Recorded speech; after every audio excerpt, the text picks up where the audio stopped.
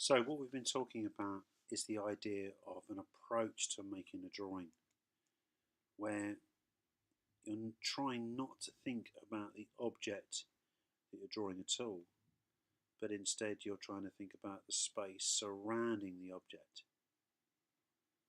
So at the moment, one of the kind of key ideas is this notion that if we travel a really big distance in a drawing, we're very, very likely to missee or misconstrue the proportions. We can think about this as an idea of proportional error, that our ability to judge a distance is inaccurate. So let's say, for argument's sake, that we give that a figure of 10%. If I'm measuring a distance of 1 centimetre, then if I'm off by 10%, I'm only actually going to be off by about a millimetre in my drawing. Whereas if I'm drawing something about 10 centimetres long, then that's a centimetre off, which becomes a much more significant amount of space. So at present, really what I'm trying to do is I'm trying to sort of pay particular attention to the space made by this object in a room. And I'm trying to draw the negative space. And I'm trying to include absolutely everything that I can see in the space in front of me. It doesn't matter if I make a mistake, I can correct my mistake a bit later on. But I'm trying to navigate my way as much as possible through the small shapes. So if, as in this instance, there's some marks on that space, if that can help me get through that space, then all the better, I'll include them.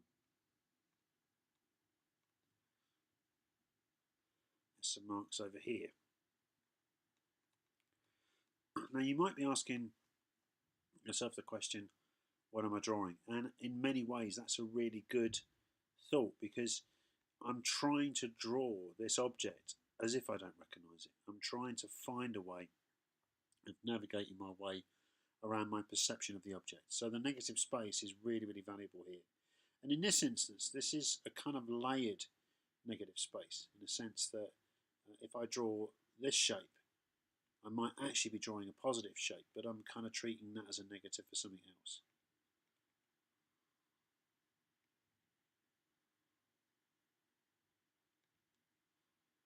So working my way through here, I'm starting to now perceive the edge of this shape, and I can start to locate what's happening over here in relationship to what I've already drawn. So I can start to think, well, over here, this element that I'm seeing lines up to this element over here.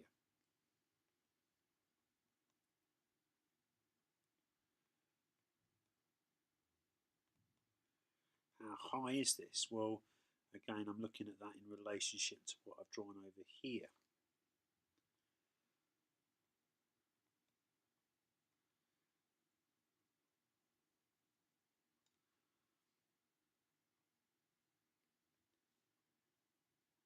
There's always a problem in drawing, in that you often draw the scale that you think something is. There's this notion of size consistency in drawing, whereby you kind of make assumptions about how big something is. So as an example, you might draw a person in a room the same size as another person in a room, as another person in a room, and it might be that there's quite a considerable difference in scale between one person and the next.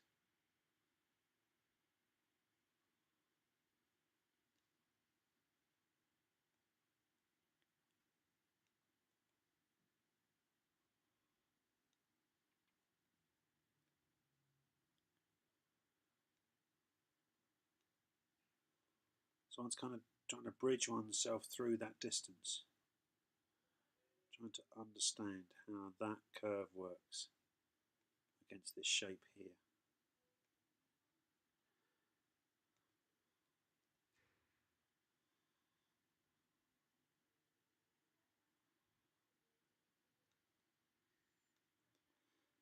I'd sometimes find it useful to think about the idea of jumping ship So one kind of starts by drawing this object, and then one jumps ship to this object, and one jumps again to another object.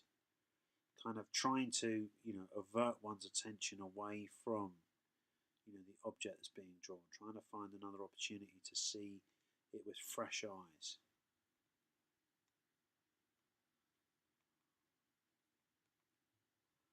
So this brings me to this space.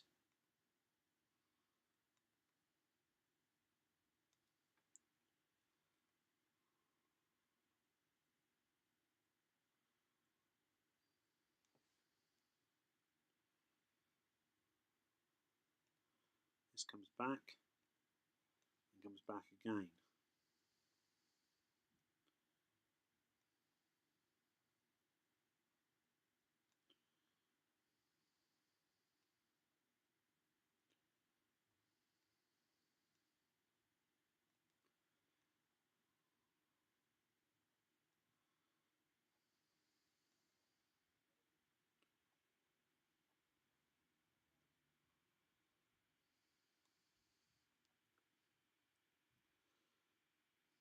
So this big space over here almost becomes an impossible divide. So to try to find a way of navigating through there, again travelling this small space here,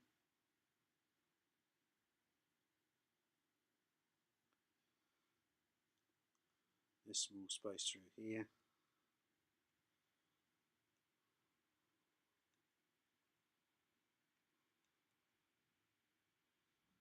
this small space through here.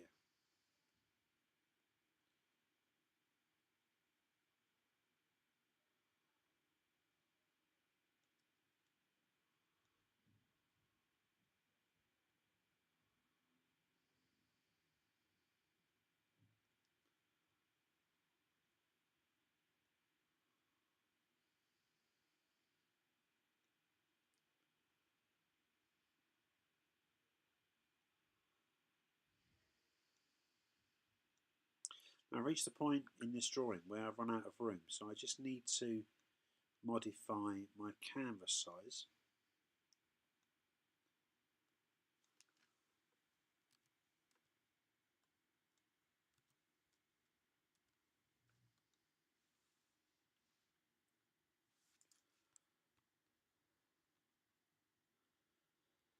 And this would be rather like sticking another piece of paper onto your drawing.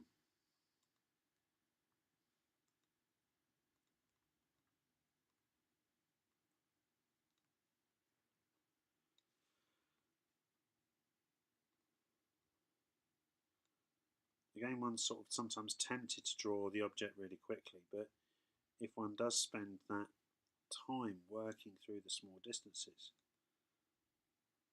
then usually one begins to kind of solve the problem, solve the proportion of that chair,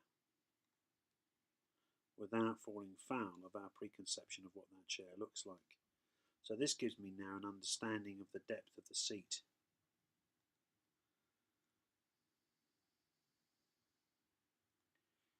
As I come through this space underneath here, I'll also reach points of the drawing where things ought to line up, which tells me whether I've actually seen them correctly. So the angle here maybe needs to be a little bit lower, that needs to be just a little bit lower. That starts to come back. That makes me realise, well, perhaps I think I've underseen this distance, so adding some more space to there, widening that out, standing and foreshortening a bit more.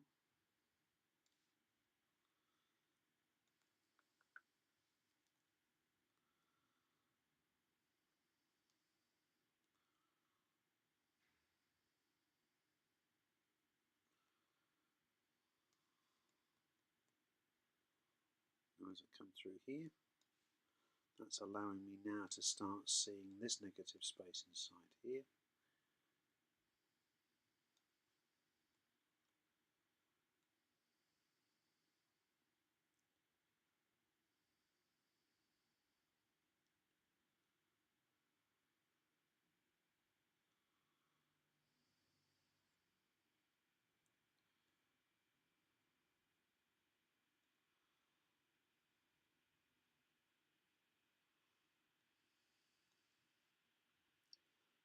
get to here, I can then pick up this shape and I can start to think about the proximity it has to this corner.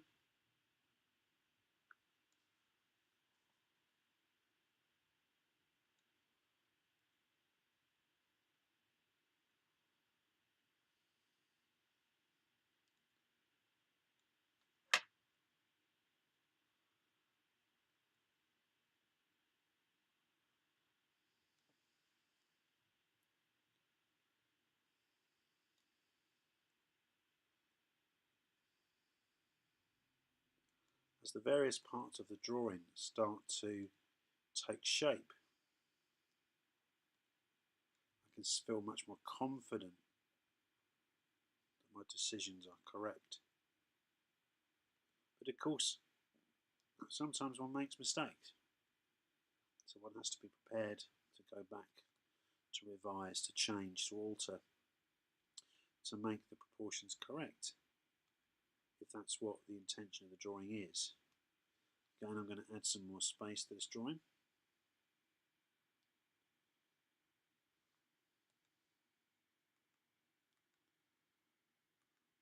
Changing the canvas size, so adding to the bottom.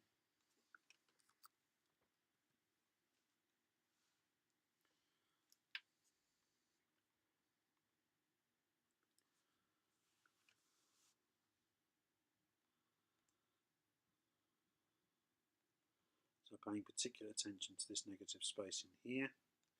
Again, running down the side over the other side over here, now off the screen, are some divisions that I drew earlier, which will help me start to see this distance, this proximity, this shape, this shape, this distance. So the actual cast shadow on the ground can help me find out where this corner is.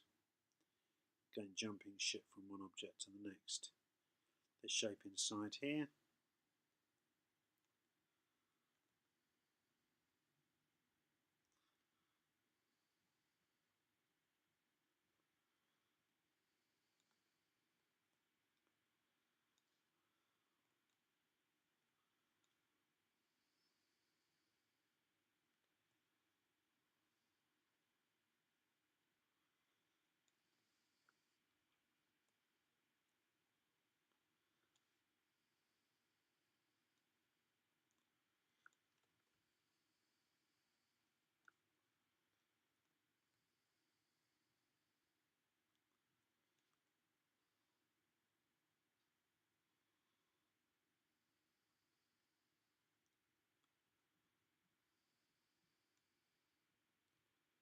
I often talk about drawing in recent times about the notion of mindfulness through drawing, and to some extent, when one surrenders oneself to the minutiae, one becomes completely engrossed in the exactitude of everything.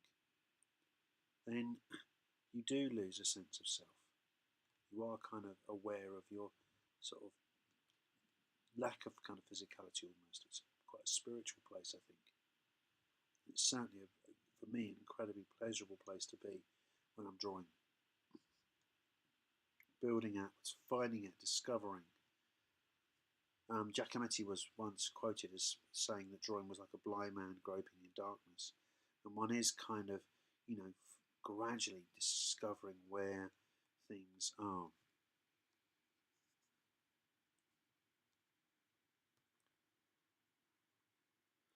Now we can review, now we can reconsider, now I can revise.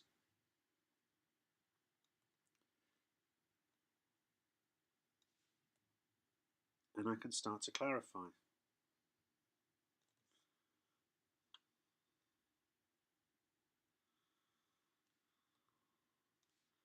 Line has the ability to come forward and recede. So by increasing some of the density of that line,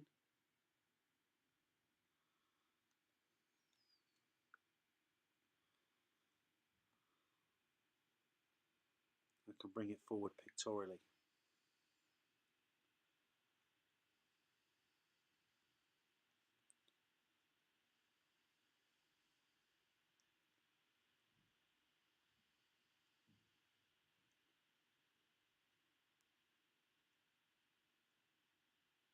again, nature is a wonderful thing, full of complicated interrelationships. There's always something else to look at, something else to see, something else to include in the drawing.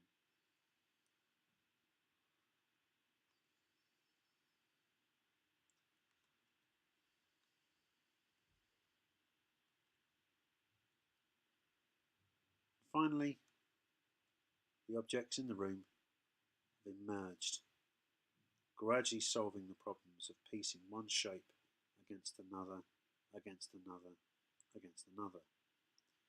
And so, to reiterate, when you're drawing an object, it's very, very likely that you will perceive the object in a particular way. You'll perceive it in the way that you think it's going to be.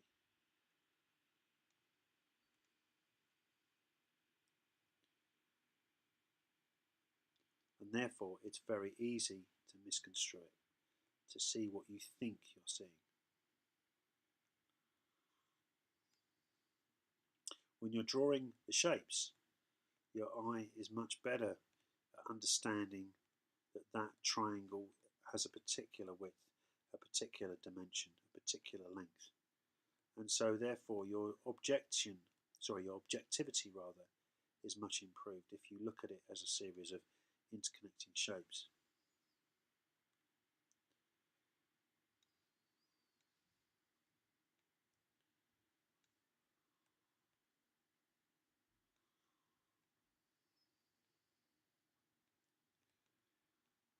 Now I'm starting to think about tone, and I'm thinking about tone in very much a kind of way to understand how light's falling on the object.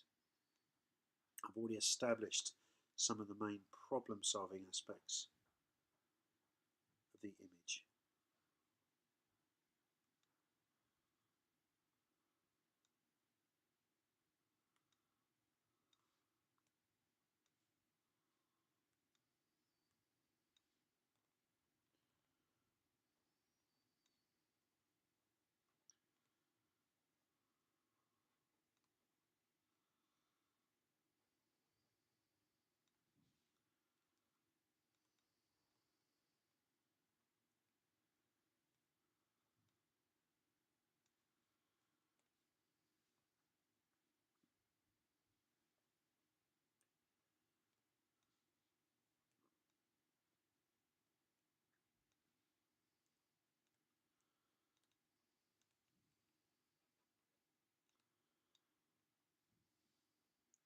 So there we go, the finished drawing.